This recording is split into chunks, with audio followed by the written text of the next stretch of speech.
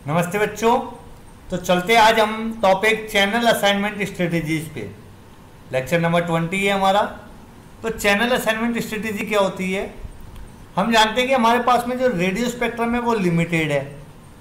अब radio spectrum limited था तो हमने उसको कैपेसिटी को बढ़ाने के लिए, उसको यूटिलाइज करने के लिए हमने स्कीम यूज़ की थी, ये फ्रीक्वेंसी रीयूज स्कीम। और जिसमें मैंने आपको बताया था कि एडजेसेंट सेल को छोड़ के अगले सेल को चैनल अलॉट करा जाता सेम। जैसे मैंने आपको बताया था, डायग्राम में देखिए आप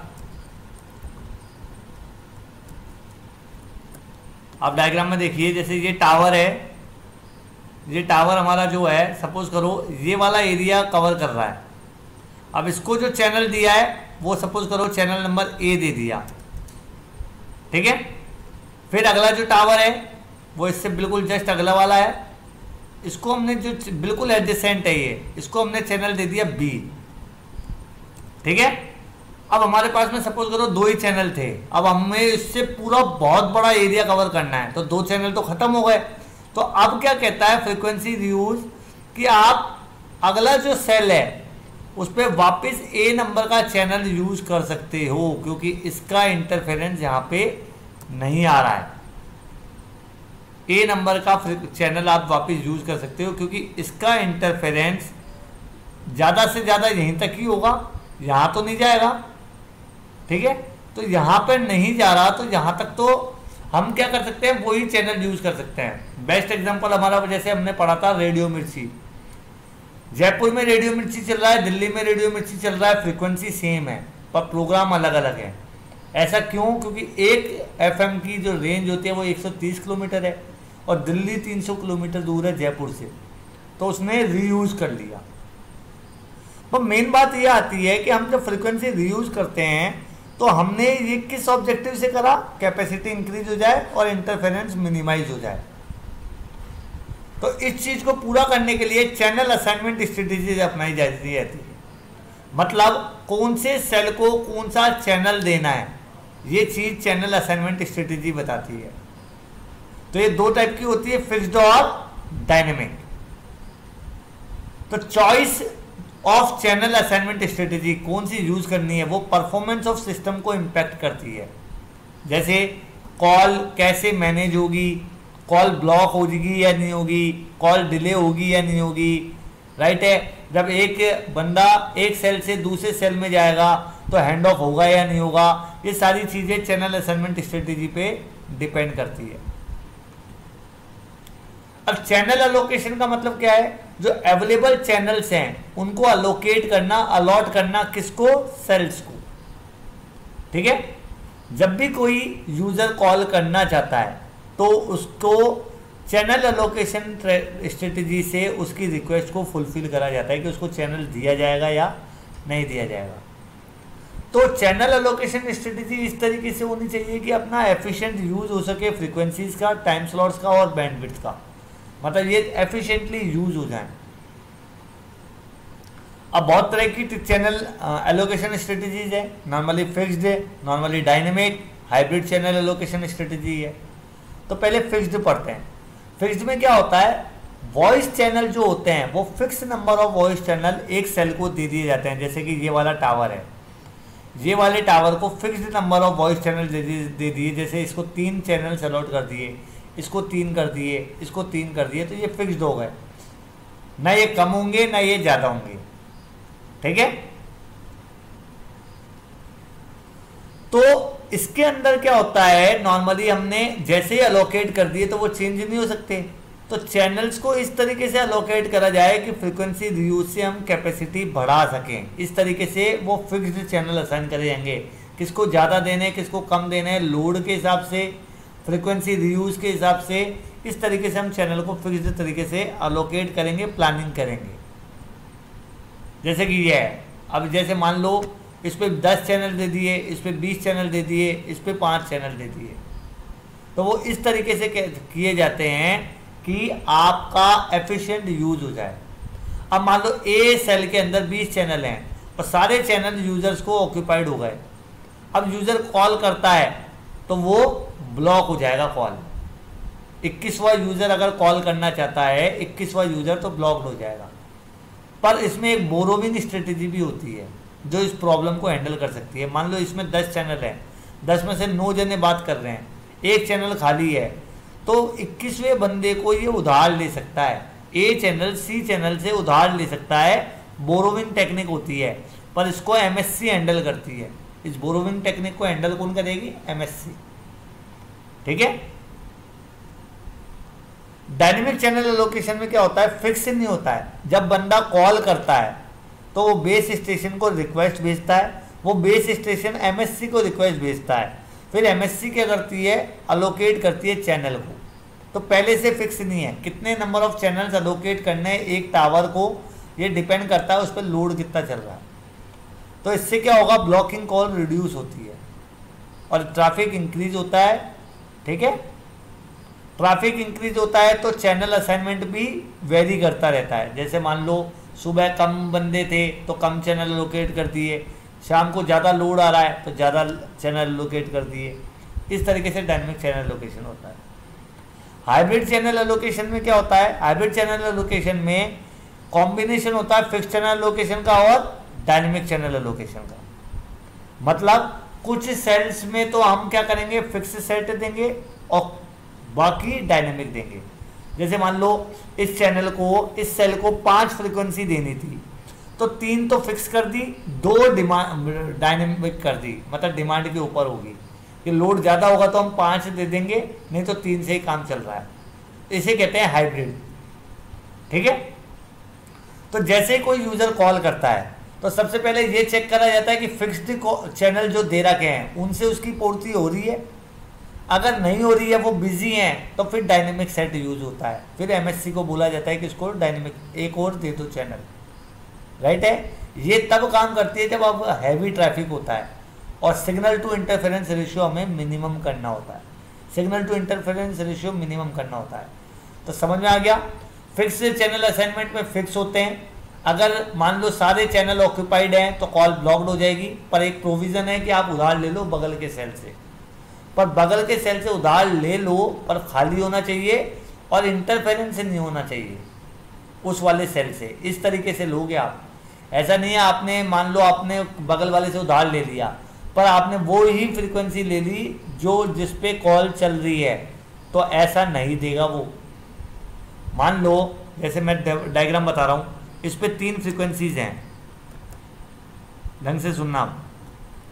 इस पे 3 फ्रीक्वेंसीज हैं, 3 चैनल दे रखे हैं, F1, F2 और F3, और ये तीनों ऑक्यूपाइड हैं। इस अगले वाले पे भी अपन ने कितना दे रखे हैं? F4 और F5 और F6।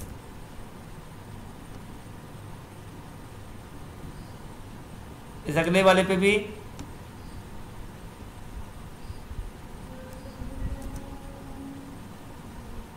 F7, F2 और F1। ठीक है। अब होगा क्या? मान लो ये वाला जो सेल है, एक और सेल ले लेते हैं अपन यहाँ पे, जिस पे भी क्या है हमने F1, F2 और F7 दे रखी है। सपोज करो अपन ने फ्रीक्वेंसी रीयूज कर रखी है, ये वाला चैनल और ये वाला चैनल फ्रीक्वेंसी रीयूज कर रहा है। अब मान लो इस वाले बंदे को पूरे चैनल ऑक्यूपाइड हैं, F1, F2, F3 तीनों ऑक्यूपाइड हैं, और कोई नया बंदा इसमें एंटर होता है, उसको चैनल चाहिए। अब ये क्या करेगा? या तो इससे उधार मांगे या इससे उधार मांगे। तो इससे उधार मांगे या इससे उधार मांगे। अब हुआ क्या? इसमें F7 तो ऑक्यूपाइड है, F1, F2 खाली पड़े हैं, और इसमें F4, F5 ऑक्यूपाइड है पर F6 खाली पड़ा है। तो अब ये उधार किससे मांगे? F1, F2 खाली पड़े हैं, इधर F1, F2 क्या है? खाली पड़े हैं, इधर F6 खाली पड़ा है। तो ये उधार किससे मांगे? तो उधार मांगा जाएगा इससे। क्यों? क्योंकि F1, F2 इसमें पहले से ऑलरेडी यूज हो रहे हैं, अगर इसने उधार लिए तो इंटरफेरेंस हो जाएगा। तो इसीलिए ऐसा लेंगे हम F6, जिससे कि इंटरफेरेंस भी नहीं हो और हमारा काम भी बन जाए। बात समझ में आई मैंने क्या बोला? F1 F2 F3 तीन चैनल यहाँ थे, F1 F2 F7 यहाँ थे, F4 F5 F6 यहाँ थे। अब आप उधार कैसे लोगे? आप उधार ऐसे लोगे कि इसमें F1 F2 पे इंटरफेरेंस नहीं हो जाए, तो वो वाला चैनल लो जो इंटरफेरेंस नहीं करते हमें हमारे सेल में। ये कहलाती है बोरोविंग टेक्निक, और इस चीज़ को हैंडल करती है MSC। डायनेमिक चैनल असाइनमेंट में मैंने क्या बताया, जब कॉल रिक्वेस्ट होती है तो MSC डायनेमिकली उस टाइम अलॉट करती है, जैसे ही कॉल खत्म हो गई वो चैनल वापस ले लेती है। हाइब्रिड में क्या होता है, पहले कुछ फिक्स होते हैं, फिक्स के बाद डायनेमिक सेट रखा जाता है। अगर यूजर का काम फिक्स में हो जाता है तो ठीक है, नहीं तो डायनेमिक में अलॉट होता है। ठीक है, राइट है। तो हमने बताया फिक्स चैनल असाइनमेंट स्ट्रेटेजी में हर सेल को एक predetermined set of voice channel दे देते हैं। कोई भी बंदा कॉल करना चाहता है तो उसको सर्व करा जाता है अनयूज्ड चैनल में से। अगर सारे चैनल ऑक्यूपाइड हैं तो कॉल ब्लॉक्ड हो जाएगी, पर इस ब्लॉकिंग का एक इलाज है कि हम बोरोविंग ले लेते हैं जो नेबरिंग सेल से। पर बोरोविंग प्रोसेस इस तरीके से होना चाहिए कि वो इंटरफेरेंस नहीं कर दे उस कॉल में जो उसी सेल में चल रही है, ना दूसरे के सेल में इंटरफेरेंस कर दे। जो दे रहा है, जो सेल अपना चैनल दे रहा है जिसमें अनयूज्ड है, उस सेल में भी किसी और यूजर अफेक्टेड नहीं हो जाए, और जो ले रहा है उस सेल में भी जिन यूजर की कॉल चल रही है वो अफेक्टेड नहीं हो जाए। बात समझ में आ गया? इस तरीके का ध्यान रखा जाता है। डायनेमिक चैनल असाइनमेंट में मैंने बताया वॉइस चैनल परमानेंटली एलोकेट नहीं होते हैं, जैसे ही कॉल रिक्वेस्ट आएगी तब चैनल एलोकेट होगा MSC द्वारा टावर को, BTS को। ठीक है, और ये एक एल्गोरिदम लगाया जाता है, इस पर एक एल्गोरिदम लगता है। एल्गोरिदम में बहुत सारे फैक्टर दिए जाते हैं, जैसे ब्लॉकिंग, फ्रीक्वेंसी का यूज़, रीयूज डिस्टेंस, कितनी दूरी पर आप उसको रीयूज कर रहे हो, और कोस्ट फंक्शन। इस तरीके से एलोकेट करा जाता है। ठीक है, और एलोकेट इस तरीके से करा जाएगी कि को चैनल इंटरफेरेंस नहीं हो। को चैनल इंटरफेरेंस का मतलब है एक सेल और दूसरे सेल का फ्रीक्वेंसी सेम है तो उसे कहते हैं को चैनल। एक टावर और दूसरे टावर का, दोनों टावरों का फ्रीक्वेंसी अगर सेम है तो वो को चैनल कहलाते हैं। तो वो इस तरीके से को मतलब एलोकेट करते हैं डायनेमिकली कि इंटरफेरेंस नहीं हो जाए इन दोनों सेलों के अंदर। ठीक है, तो डायनेमिक चैनल असाइनमेंट में क्या हुआ है, हमारा नॉर्मली ब्लॉकिंग जो है वो रिड्यूस हो गई है, जिससे कि ट्रंकिंग कैपेसिटी जो है वो हमारी बढ़ गई है। ट्रंकिंग कैपेसिटी मतलब नंबर ऑफ कॉल्स पर मिनट कितनी हो रही है, नंबर ऑफ कॉल्स पर मिनट कितनी हो रही है, that is the trunking capacity. Load कितना झेल रहा है। पर डायनेमिक असाइनमेंट में MSC की रिक्वायरमेंट होती है, फिक्स असाइनमेंट में MSC की रिक्वायरमेंट नहीं होती है, बोरोविंग करते टाइम होगी बस। अब क्वेश्चन आता है कि कौन सा ऑब्जेक्टिव नहीं है चैनल असाइनमेंट स्ट्रेटेजी का? Efficient utilisation, increase of capacity, minimise the interference और मैक्सिमाइज द इंटरफेरेंस। तो ऑब्जेक्टिव है हमारा चैनल असाइनमेंट स्ट्रेटेजी में utilise the spectrum efficiently, right. Efficient utilisation होना चाहिए, कैपेसिटी भी यूज होनी चाहिए, मैक्सिमाइज भी होना चाहिए हमारा कैपेसिटी, पर इंटरफेरेंस मिनिमाइज होना चाहिए। तो डी ऑप्शन हमारा गलत है, मतलब डी ऑप्शन मतलब हमारा आंसर है। क्यों? क्योंकि ये हमारा चैनल असाइनमेंट स्ट्रेटेजी का ऑब्जेक्टिव नहीं है, ऑब्जेक्टिव नहीं है। कभी भी इंटरफेरेंस को मैक्सिमाइज नहीं करना चाहेगा। अगला क्वेश्चन आता है, एक चैनल असाइनमेंट स्ट्रेटेजी परफॉर्मेंस को इम्पैक्ट नहीं करती है, ट्रू है फॉल्स है? फॉल्स है। क्यों? क्योंकि इससे परफॉर्मेंस डिसाइड होती है कि कितनी कॉल ब्लॉक हो रही है, कितनी हैंड ऑफ हो रही है, कितनी डिले हो रही है। ये चीज़ चैनल असाइनमेंट स्ट्रेटेजी डिसाइड करती है। ठीक है। तीसरा, फिक्स चैनल असाइनमेंट स्ट्रेटेजी में हर सेल को क्या दिया जाता है? A predetermined set of voice channel देते हैं, कंट्रोल चैनल देते हैं, फ्रीक्वेंसी देते हैं, बेस स्टेशन देते हैं। तो हम लोग वॉइस चैनल एलोकेट करते हैं। वॉइस चैनल एलोकेट करे जाते हैं क्योंकि यूज़र वॉइस चैनल चाहिए उसे कॉल करने के लिए। फिक्स चैनल असाइनमेंट स्ट्रेटेजी में अगर सारे चैनल ऑक्यूपाइड हैं तो क्या होगा? अगर बोरोविंग नहीं कर रहे तो आपका जो है कॉल ब्लॉक्ड हो जाएगी। अगर बोरोविंग नहीं कर रहे तो कॉल ब्लॉक्ड हो जाएगी क्योंकि सारे चैनल ऑक्यूपाइड हैं। डायनेमिक चैनल असाइनमेंट स्ट्रेटेजी में वॉइस चैनल क्या है? वॉइस चैनल एलोकेटेड होते हैं परमानेंटली? नहीं, फॉल्स है। वॉइस चैनल एलोकेट तभी होते हैं जब यूज़र कॉल करना चाहता है, तब उसको डायनेमिकली अलॉट करा जाता है चैनल को। Borrowing strategy fix channel assignment में क्या होती है? Borrowing channel from neighbouring cell, borrowing channel from neighbouring cluster, borrowing channel from same cell और borrowing channel from other base station in same cell. तो ये बोलता है, ठीक है, तो ये बोलता है कि आपको बोरो करना है एमएससी से। एमएससी बोरो करके देगी बगल वाले सेल से, बगल वाले सेल से आपको बोरो करके देगी। डायनेमिक चैनल असाइनमेंट रिड्यूस करता है ब्लॉकिंग, सही है? हाँ सही है, क्योंकि इसमें नॉर्मली डायनेमिकली अलोकेट होते हैं और डायनेमिकली अलोकेट होते हैं तो यूज़र की रिक्वेस्ट भी पूरी हो जाती है और इस तरीके से होते हैं कि इंटरफेरेंस भी मिनिमम हो। RSSI क्या होता है? Radio signal strength indicator, radio signal strength indicator RSSI होता है।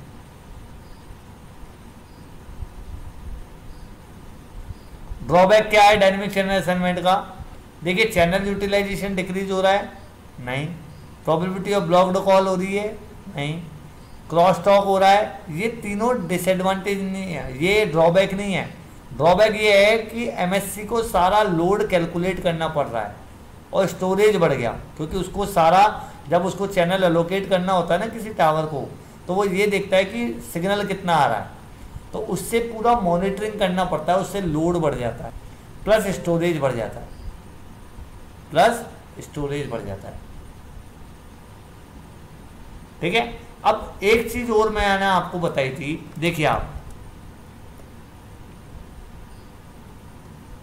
अगर मान लो एक सेल है जिसको फिक्स चैनल असाइनमेंट दे रखे हैं, कितनी फ्रीक्वेंसी दे रखी है? 3।